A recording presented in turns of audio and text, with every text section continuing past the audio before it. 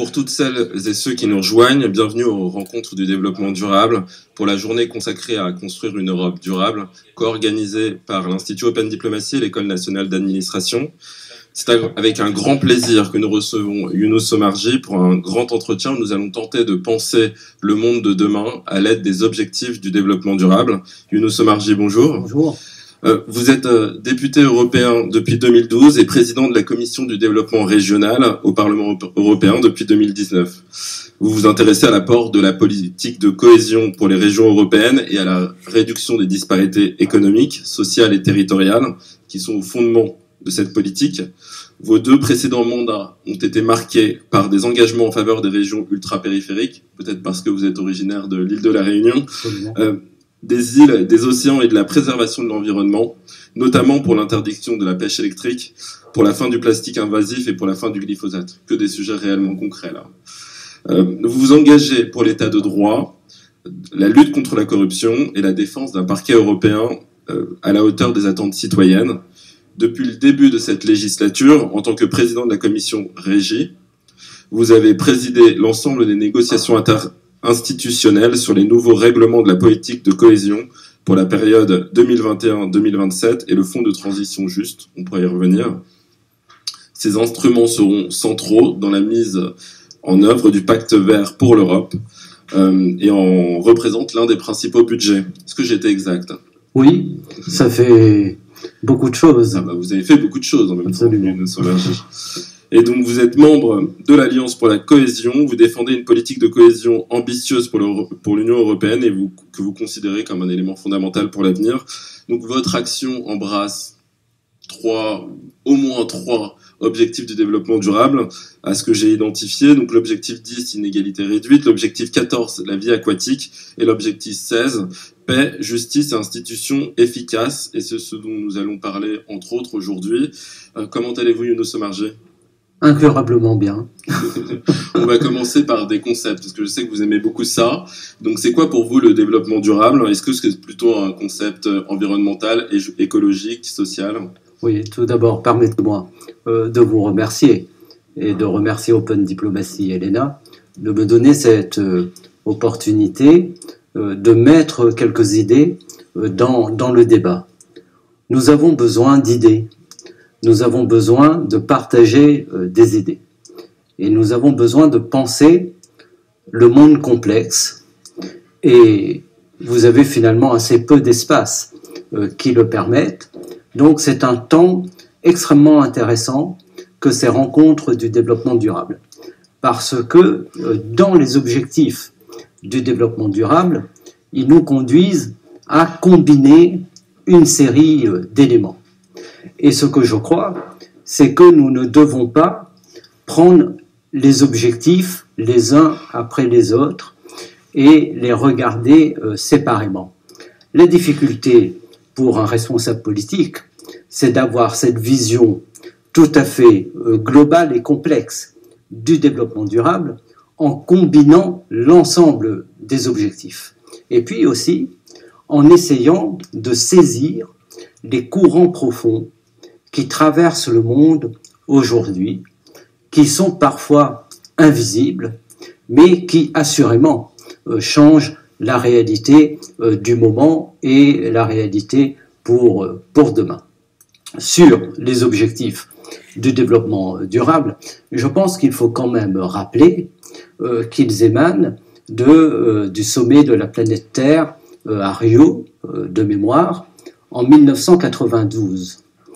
Et pour sortir un peu de tout le pessimisme ambiant, rappelez tout de même que ce sommet de la Terre à Rio a été un véritable acte de civilisation et un profond moment de rupture.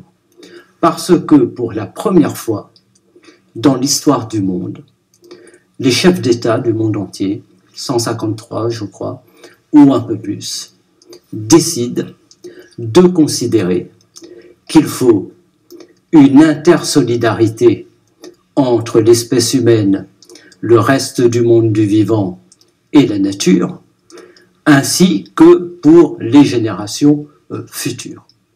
Et cela, c'est un moment extrêmement important qui aura été ensuite fondateur de toute une gouvernance mondiale qui s'est mise en place, qui existait un petit peu déjà avant, il est vrai, mais qui a été totalement amplifiée pour répondre à ce défi majeur qui est celui du réchauffement planétaire. Mais on oublie souvent qu'à Rio, en 1992, il y avait un autre protocole. Vous aviez deux protocoles. Un protocole sur le climat et un protocole sur la biodiversité. Et le protocole sur la biodiversité a pris un peu de retard. Et cet enjeu est tout à fait majeur, tout aussi majeur que celui du changement climatique, puisque nous sommes aujourd'hui, vous le savez, dans la 6e vague d'extinction des espèces, et que celle-ci porte la question également de la disparition de l'espèce humaine. Je fais partie de ceux qui considèrent que pour être durable, la question du développement doit être repensée. Et dans ce concept de développement durable, il faut s'entendre sur ce que nous considérons être le développement. Et à l'évidence, le développement tel qu'il a été conçu aujourd'hui, avec les conceptions que nous avons de la croissance et du progrès, ils ont entraîné les désastres que nous avons à gérer aujourd'hui sur tous les plans. Donc, il faut profondément changer. Comment ? Tout n'a pas été négatif. Tout n'a pas été négatif, mais nous devons considérer que la croissance ne peut pas être infinie dans un monde fini avec des ressources qui elles-mêmes sont extrêmement limitées. Et continuer dans ce chemin, c'est prendre la marche aveugle vers le précipice. Est-ce que c'est pas un propos d'occidental, ça, pour le coup ? Non, ce n'est pas un propos d'occidental, tout simplement parce que vous avez un monde fini. Oui. Et précisément, ce qui se passe, ce qui se décide à Paris, a des conséquences sur le continent asiatique ou africain, et l'inverse est également vrai. Et donc, je ne crois pas du tout. Et quand je dis ça, c'est parce que dans les pays qui sont plus pauvres, la croissance, c'est quand même ce qui va sortir des millions de gens de la pauvreté. Maintenant, on peut partir d'un fait, c'est de se dire, depuis les années 70, dans les pays occidentaux, on a perdu un point de PIB par décennie. Donc, en réalité, la décroissance, elle est déjà là. Mais par contre, il y a dans d'autres pays, peut-être que la croissance est utile justement pour nous permettre d'atteindre les objectifs du développement durable. Bien sûr, vous avez raison. Et en même temps, vous n'avez pas tout à fait raison. Mais nous sommes dans une vraie contradiction.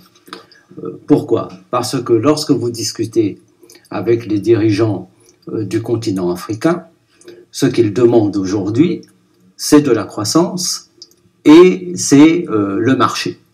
Parce qu'ils font le constat que le marché, la globalisation, la croissance a permis à l'Europe aussi, depuis la révolution industrielle, de sortir des millions de personnes de la pauvreté et d'augmenter partout les niveaux de développement. Et ils se disent, ce que vous avez fait, eh bien, nous devons aujourd'hui, nous, pouvoir prendre ce chemin. Mais ce qu'il faut constater également, c'est que ce modèle est destructeur, a été destructeur et est destructeur des sociétés dans ces pays. Et qu'il a été aussi destructeur des identités sur place. Mais surtout, il a rendu tout un continent totalement dépendant du reste du monde. Et comme disait Aimé Césaire, c'est un continent qui ne demande pas de danser au carnaval des autres. Donc, ce qu'il faut pour l'Afrique, c'est reconquérir, comme d'ailleurs ailleurs dans le monde aujourd'hui, c'est reconquérir les instruments de son indépendance. Parce que la décolonisation en Afrique ne sera réellement effective que si on enracine les pays africains dans la souveraineté énergétique, dans la souveraineté alimentaire et dans la décolonisation des esprits. Comment on fait ça sans croissance, justement? Mais je ne suis pas contre la croissance. Oui. Mais vous devez avoir une croissance qui soit compatible, en harmonie avec les grands équilibres.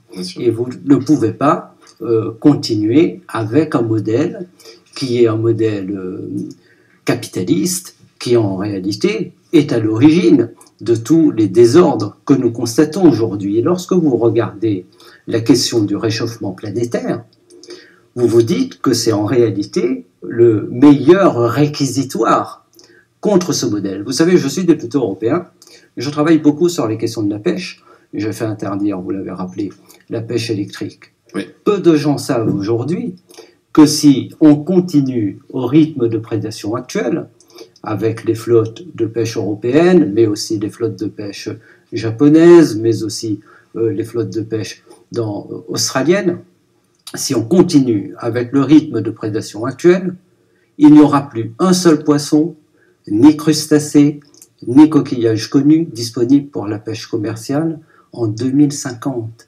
c'est-à-dire demain. Ce n'est pas moi qui le dis, c'est un rapport de l'ONU. Parce que vous avez un modèle qui est celui de flottes industrielles qui sont très soutenues par l'ensemble des institutions et qui chaque jour, avec des bateaux-usines, vident les grands fonds, les fonds océaniques et commettent une prédation terrible sur les ressources halieutiques. Eh bien, cela ne peut plus continuer. Et on en parlait tout à l'heure avant cette discussion. Il faut faire très attention quand on parle d'économie bleue, parce qu'on a vu ce que l'homme pouvait faire sur les terres. C'est-à-dire qu'aujourd'hui, vous avez les animaux qui peuplent nos imaginaires, qui vont disparaître. Les éléphants sont en voie de disparition. Si on continue comme ça, il n'y aura plus un seul éléphant. Les grands singes également. Mais si on ne change pas de conception, eh bien, il est évident que ces grandes flottes industrielles, ces grandes multinationales, qui ne pensent pas le temps long, mais qui sont seulement intéressés par l'appétit du gain, commettront les mêmes dégâts dans les grands fonds océaniques et vont tout prélever jusqu'au bout du bout. Et c'est pourquoi il faut du droit, il faut de la gouvernance et il faut repenser tout ça. Donc voilà. Votre état des lieux il est sans appel. Oui. Et si on peut prendre un petit moment pour revenir au courant profond, à la pêche, la France, c'est le 4e bénéficiaire du fonds au niveau européen, et vous êtes intervenu notamment concernant les conséquences du Brexit sur les pêcheurs français. Vous êtes aussi intervenu pour créer un fonds d'adaptation aux conséquences du changement climatique. Tout cela, ça devrait tous nous interpeller. Pourtant, vous m'avez confié avoir initié à Jean-Luc Mélenchon le doux concept de créolisation qu'on doit à Édouard Glissant. Et pourquoi on ne parle pas plus de développement durable et on parle plus de créolisation aujourd'hui? Bon, je pense qu'il faut parler des deux. Bon, c'est extrêmement important. Ce serait quoi le lien du coup entre les deux d'ailleurs? Et il ne faut pas considérer que le développement durable, ce soit seulement de l'écologie. Bien sûr. Bon, le développement durable, c'est beaucoup plus large que cela. Et lorsqu'on parle de développement durable, on doit aussi penser la diversité culturelle. On a parlé au début de notre conversation de la diversité biologique, de la diversité du monde du vivant, mais la question des cultures est extrêmement importante. Et nous sommes dans ce même modèle de la globalisation qui fait que, de la domination, qui fait que nous avançons vers un modèle culturel uniforme. Bon. Et comme vous trouvez là aujourd'hui qu'on avance évidemment vers une uniformisation du monde? Bien sûr, une uniformisation des modes de vie et de l'idée du bonheur. On n'a pas l'impression que c'est l'universalisme qui gouverne le monde aujourd'hui. Non, vous avez une uniformisation des idées du bonheur par un modèle qui est un modèle consumériste et qui rentre comme ça en confrontation avec des civilisations parfois millénaires ou parfois avec un certain nombre de spiritualités. Et l'enjeu de la diversité culturelle, du maintien des civilisations, du maintien des cultures, c'est un enjeu décisif. Mais pour autant, le maintien des civilisations, le maintien des cultures dans ce qu'elles ont d'originel, ne doit pas empêcher, et n'empêche pas, la rencontre entre les cultures. Et la rencontre entre les cultures donne ensuite quelque chose de commun, mais qui n'est pas, je ne sais pas si je suis clair, qui n'est pas une culture dominante. Non, c'est autre chose. Parce que la culture première, elle reste là. Mais elle est suffisamment forte pour accueillir d'autres cultures, pour pouvoir être travaillée et ensuite donner quelque chose de commun. En tout cas, des éléments de commun. Et c'est cela la créolisation, mais quand vous regardez le monde, oui, aujourd'hui, dans les grandes capitales du monde, où vous avez énormément de rencontres, de gens qui viennent de partout, vous avez des sociétés créoles qui sont en train de naître. À New York, à Londres, à Berlin, d'une certaine manière à Paris. Le mot fait peur parce que les gens sont incultes et ils ont une vision folklorique. Bon. Donc, ce qui est intéressant, c'est de mettre comme ça un concept, non pas comme un slogan politique, ce n'est pas un slogan politique, mais pour que les gens réfléchissent et qu'ils se disent, finalement, ce n'est pas si grave.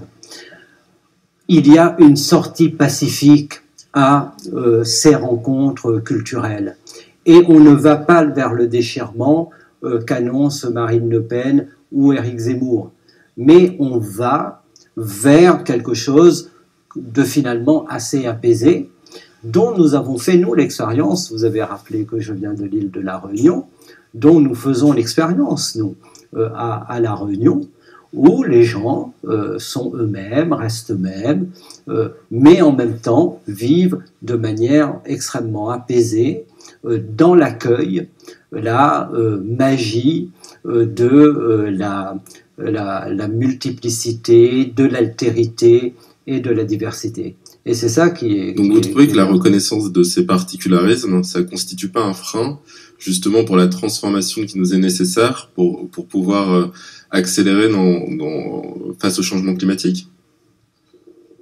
Je n'ai pas tout à fait saisi. Le fait qu'il y ait une diversité culturelle, est-ce que c'est pas quelque chose qui peut retarder la prise de conscience face des logiques d'adaptation, en fait? Ah bon, si on parle d'adaptation, non. Mais par contre, dans l'adaptation, vous avez plusieurs questions qui sont posées. D'abord, c'est de considérer que le changement climatique est en cours. Donc, nous sommes déjà confrontés à des impacts. Et tous les efforts qui sont faits aujourd'hui, ou qui doivent être amplifiés, sur la réduction des émissions de gaz à effet de serre, c'est-à-dire sur les politiques de mitigation ou d'atténuation, vu qu'on appelle ça comme ça, ils vont porter leurs effets bien plus tard. Certains scientifiques disent dans des siècles, bon, peut-être dans des décennies. Mais nous avons à gérer le présent. Oui. Et le présent, c'est la multiplication des phénomènes climatiques extrêmes. Et ces phénomènes climatiques extrêmes arrivent sur des territoires qui n'ont pas été préparés pour cela. Nous avons en Europe, parlons de l'Europe un peu, l'Europe est sans doute le continent au monde qui est le plus découpé, avec le plus grand nombre de façades maritimes. Et les industries sont très localisées sur le littoral.